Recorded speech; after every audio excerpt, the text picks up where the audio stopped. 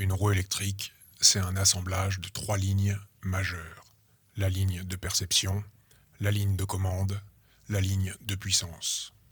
Et chaque ligne est formée de plusieurs composants déterminants. Dans l'épisode précédent, on a parlé du MOSFET. Cette semaine, on s'attaque au condensateur. Et le condensateur, c'est ce gros machin là, avec des petites pattes là, toutes fines, tu vois. D'ailleurs, puisqu'on y est, tu te souviens de ça? C'est quoi? Les MOSFET. Eh oui, on avance, mais faut pas oublier ce dont on a déjà parlé. Et pour les condensateurs, aujourd'hui, c'est Monsieur X qui s'y colle à nouveau. Alors reste avec lui et c'est parti.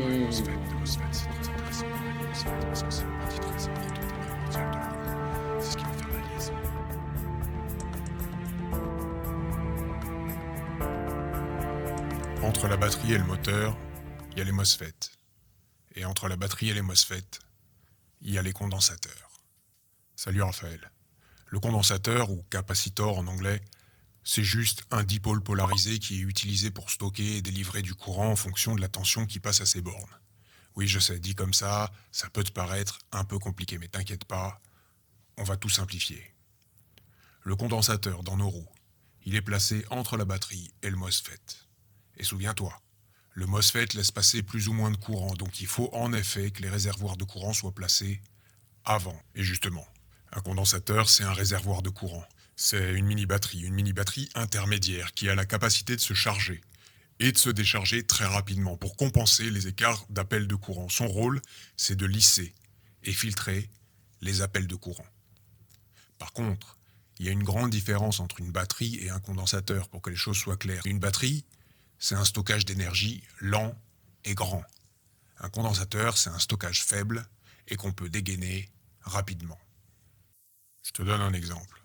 Dans un ordinateur, quand tu tapes un texte, des lettres apparaissent sur ton écran, donc du contenu est en train d'être créé. Et pour autant, tu l'as pas encore sauvegardé sur ton disque dur. Non, parce que les informations sont sauvegardées dans la mémoire vive de la machine, la mémoire instantanée. Par contre, quand tu décides de sauvegarder ton document, c'est directement sur le disque dur que tu vas aller. L'accès y sera plus sécurisé et plus grand, mais plus lent quand tu voudras y avoir accès. Et le condensateur dans nos roues, il joue le rôle de cette antichambre pour l'énergie, comme la mémoire vive sert d'antichambre avant la sauvegarde d'un document. Si tu as compris cette idée d'énergie de tampon, et si tu veux bien, on continue d'avancer. Et il y a une chose que je voulais te dire sur le condensateur, c'est qu'à l'inverse du MOSFET dont on a déjà parlé, le condensateur est un composant passif. Il ne reçoit aucun ordre de la carte mère, il se charge et se décharge automatiquement. En pratique, ça donne ça. La batterie, elle va fournir du courant au moteur, ça on commence à le savoir. Ce qu'on sait aussi, c'est que c'est le MOSFET qui va gérer la quantité d'énergie qui est prise à la batterie et envoyée au moteur.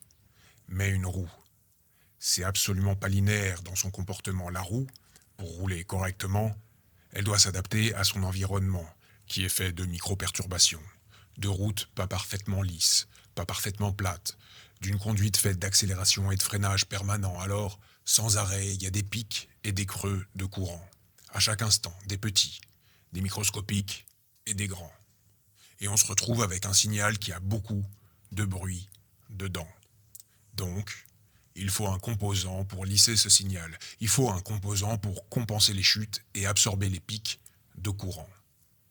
Et en effet, en se servant de l'énergie réservée dans le condensateur, on peut compenser une chute. À l'inverse, en chargeant le condensateur, on peut absorber un pic. Ce qu'on apprend donc aujourd'hui, c'est que le condensateur, c'est la réserve de cette énergie tampon-là. Et pour expliquer ça, prenons un exemple. Tu te souviens, on avait assimilé la batterie à un grand réservoir d'eau, le MOSFET à un robinet et le moteur à un moulin. Et le condensateur, c'est un récipient par lequel la tension va passer en permanence. C'est comme un sas par lequel le courant va passer pour être lissé.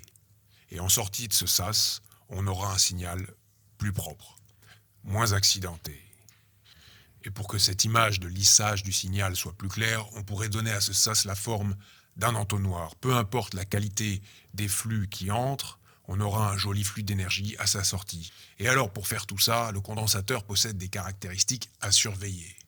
La tension maximum qu'il peut accepter à ses bornes, son courant maximum, sa vitesse de charge et de décharge. En gros, c'est la taille de la boîte, la taille des tuyaux d'entrée et de sortie. Et pour préciser, on donne la capacité du condensateur en farad, plus souvent d'ailleurs exprimé pour nous en microfarad, qui n'est autre que le rapport entre la charge électrique stockée et la tension portée à ces bornes. Et comme d'habitude, les fabricants doivent bien connaître leur système et bien l'équilibrer pour que les condensateurs soient bien dimensionnés aux systèmes dans lesquels ils vont être intégrés. Si le condensateur n'est pas de la bonne taille, il va tout simplement exploser. Et pour le coup, quand un condensateur explose, il se répand partout sur la carte mère et il risque très fort de l'endommager. À noter aussi que quand il casse, le flux d'énergie est interrompu et la roue va tout simplement couper. À noter enfin que sans condensateur à l'intérieur, une roue pourrait tout simplement pas exister. Elle aurait un comportement erratique et pourrait même pas stabiliser. Voilà. Maintenant, et avant de te laisser, je voudrais faire une toute petite référence à une chose dont on entend parfois parler, le God Mode. Le God Mode, c'est pas grand-chose d'autre qu'une plus grosse réserve d'énergie, qu'un plus gros condensateur qui serait censé pouvoir nous sauver en cas d'appel d'énergie que la batterie pourrait pas directement fournir. Mais ce sujet-là, s'il t'intéresse, on pourra revenir dessus. C'est certes un sujet dérivé d'une autre aujourd'hui, mais sur lequel j'ai pas trop envie de m'attarder. Maintenant, je crois que j'ai dit ce que j'avais à dire. Si t'as des questions, n'hésite pas. Et à partir de là, on itère. Merci beaucoup, Monsieur X. Oui, merci pour ces explications grâce auxquelles je commence à comprendre une chose.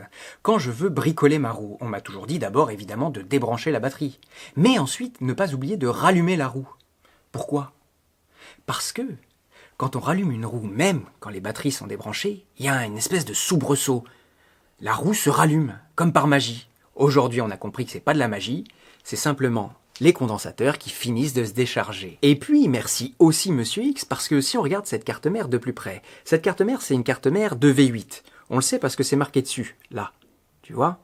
Et on le sait parce que la personne qui me l'a donnée, merci à lui, l'a démontée d'une V10. On peut donc s'apercevoir que la V8 et la V10 partageaient la même carte mère avec les mêmes composants. Mais si on regarde de plus près, on peut voir que cette carte mère est faite de 2 condensateurs sur lesquels il y a marqué 220 microfarads, 160 volts.